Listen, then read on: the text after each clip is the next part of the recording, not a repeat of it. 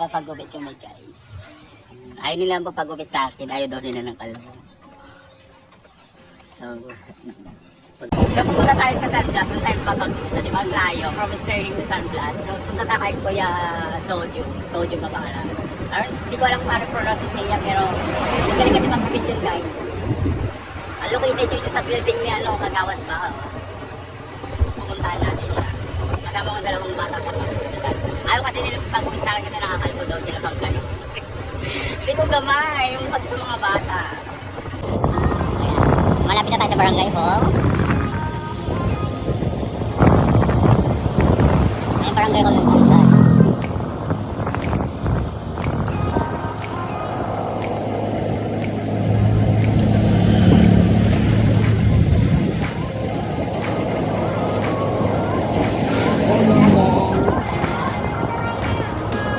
Marami na nagkalat na litsunan.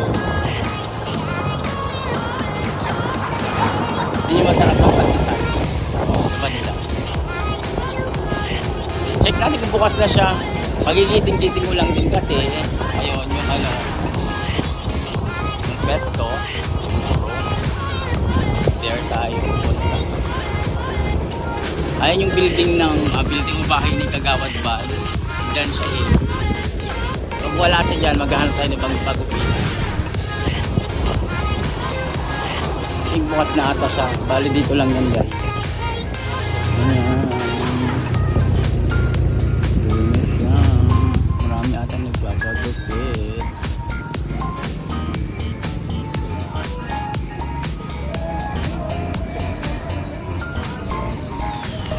So yun nga mga kayami sa mga di alam ng location, tapat lang po siya ng Lavandera, laundry shop dito sa may building nila, Wonggalim, ayan, yung testing ko yun. Sa mga naglalabot papalabad yan, meron dito guys. So ito nga guys, ayan, ang kabatch ko yan sa Alfia, nakita ko din siya nagpapagupit dito din. Nagkwentuhan kami about sa yung mga friend namin noong high school, and then yan sinimbulan na yung isang pamangkin ko, siya na yan. So pagkatapos na ipapakita ko sa inyo yung before and after nila bago sila gupitan.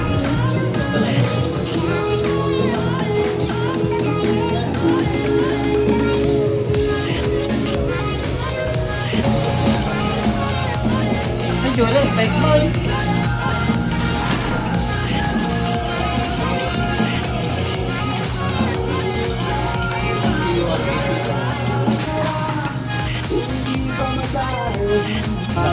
So ito naman yung pangalawa pamangkin ko, ayan yung before niya, kita ko sa inyo later yung after niya, so ibugupit lang natin siya dito.